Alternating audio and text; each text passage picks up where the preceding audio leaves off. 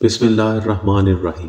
السلام علیکم محترم دوستو، آج ہم بات کریں گے 3000 سال فلسطین اور اسرائیل۔ فلسطین آج کا مسئلہ نہیں، یہ پچھلے 3000 سال سے اس شہر کو قبضہ کرنے کی جنگ لگی ہوئی ہے۔ آج سے 3300 سال پہلے اللہ نے موسیٰ علیہ السلام کو حکم دیا کہ بنی اسرائیل کو فرعون کی غلامی سے آزاد کرا دو۔ آخر فرعون سے موسیٰ علیہ السلام نے بنی اسرائیل کو آزاد کروا لیا۔ پھر موسیٰ علیہ السلام بنی اسرائیل کو لے کر فلسطین کی طرف آئے اور کہا اس شہر پر حملہ کرو، مگر بنی اسرائیل نے صاف صاف جواب میں کہا آپ علیہ السلام اور آپ کا رب جا کر لڑے۔ اللہ نے بنی اسرائیل کو اس خشک علاقے ڈیزرٹ میں رہنے کی سزا دی جدھر موسیٰ علیہ السلام پر تورات نازل ہوئی تھی۔ اس کتاب میں دی بک آف جینیسس میں لکھا ہے کہ اللہ نے یہ علاقہ صرف ابراہیم علیہ السلام کی اولاد کے لیے رکھا ہے، مگر یہودی یہ کہتے ہیں اس علاقے پر ہمارا حق ہے کیونکہ بنی اسرائیل ابراہیم علیہ السلام کی اولاد اسحاق علیہ السلام کی نسل سے ہیں، ان کا حصہ بنتا ہے۔ مگر ابراہیم علیہ السلام کے 2 بیٹے تھے، اسحاق اور اسماعیل علیہ السلام، یعنی یہ حصہ اسماعیل علیہ السلام کی اولاد کا بھی بنتا ہے، اور اسماعیل علیہ السلام کو عرب کا باپ مانا جاتا ہے۔ حالانکہ یہودی بھی اس بات کو مانتے ہیں۔ تورات کے مطابق حق صرف اسحاق علیہ السلام کی نسل کا ہی نہیں ہے بلکہ اسماعیل علیہ السلام کی اولاد کا بھی ہے، یعنی عربوں کا بھی ہے۔ یہودی ڈیزرٹ میں رہتے ہیں۔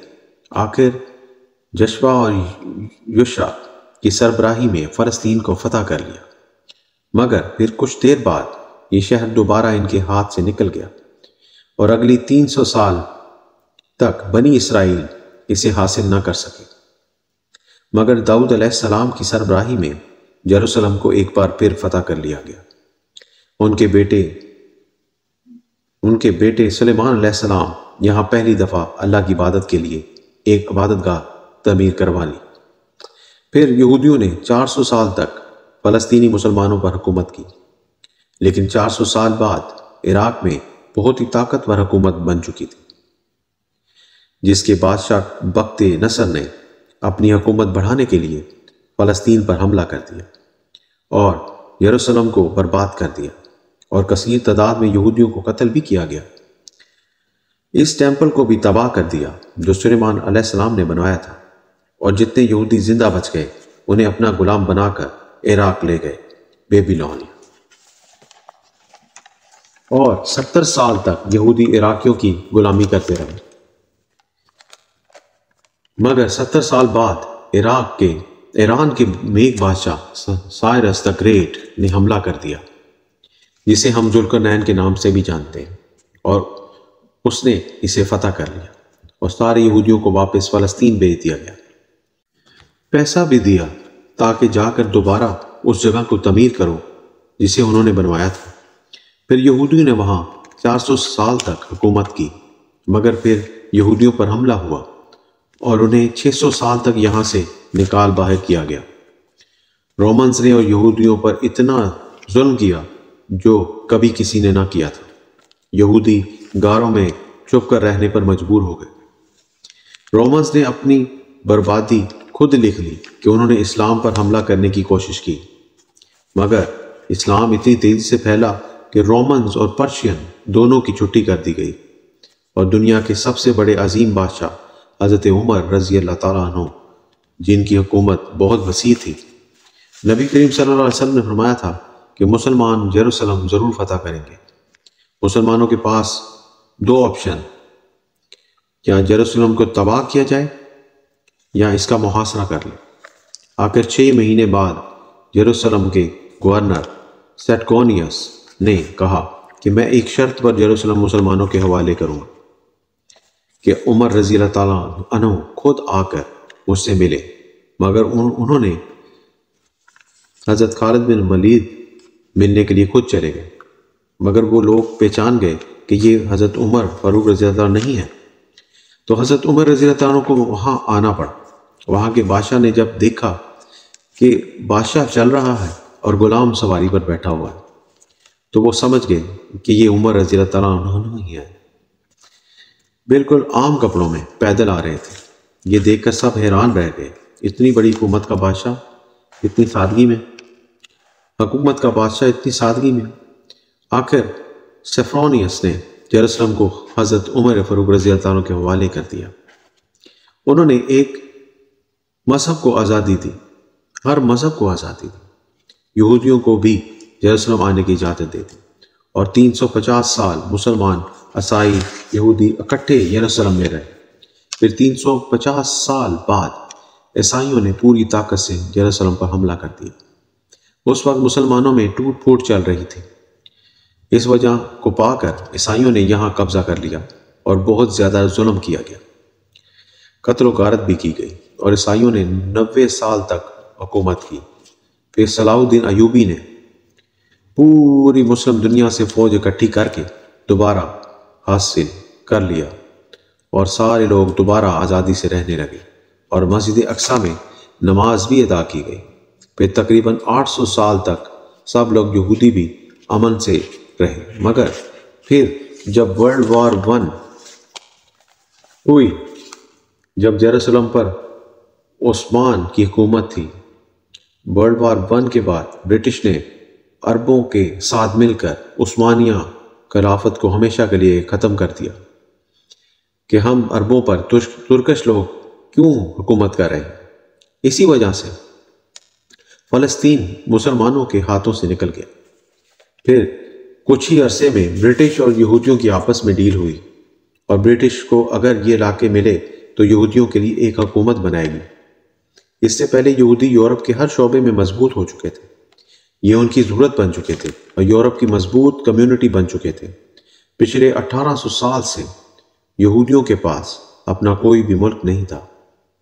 پھر ایک یہودی تحریک چلائی گئی، اور انہوں نے فلسطین کے علاقے کو چنا اور ہر طرح سے کوشش شروع کر دی، اور عبد الحمید عثمانیہ خلیفہ سے بھی اپیل کی، ان سے پیشکش کی، انہوں نے صاف صاف انکار کر دیا۔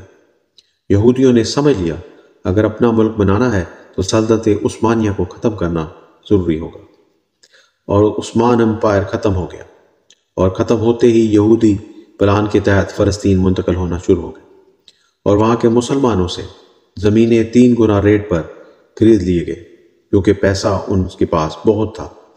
برٹش نے یہودیوں کی علیحدہ ملک کے لیے سپورٹ کیا۔ ورلڈ وار 2 کے بعد ہٹلر کے یہودیوں پر ظلم کے بعد یہودی پوری دنیا سے فلسطین میں بسنے لگے، اور فلسطین میں ہر طریقے سے لڑائیاں بڑھنے لگیں۔ اس وجہ سے UN نے فیصلہ سنایا کہ فلسطین کو 3 حصوں میں تقسیم کیا جائے گا۔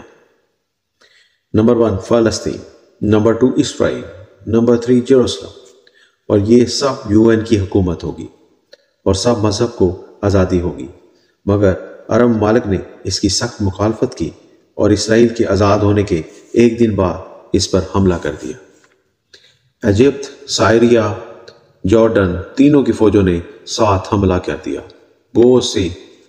بہت ہی گندی طرح سے، بہت بری طرح سے عرب یہ جنگ ہار گئے۔ UN نے اس جنگ سے پہلے بنایا تھا جو پلان، اس میں سے 40% علاقہ فلسطینیوں کو ملا، 60% علاقہ اسرائیلیوں کو ملا، اور آدھی یروشلم کو بھی حاصل کر لیا گیا۔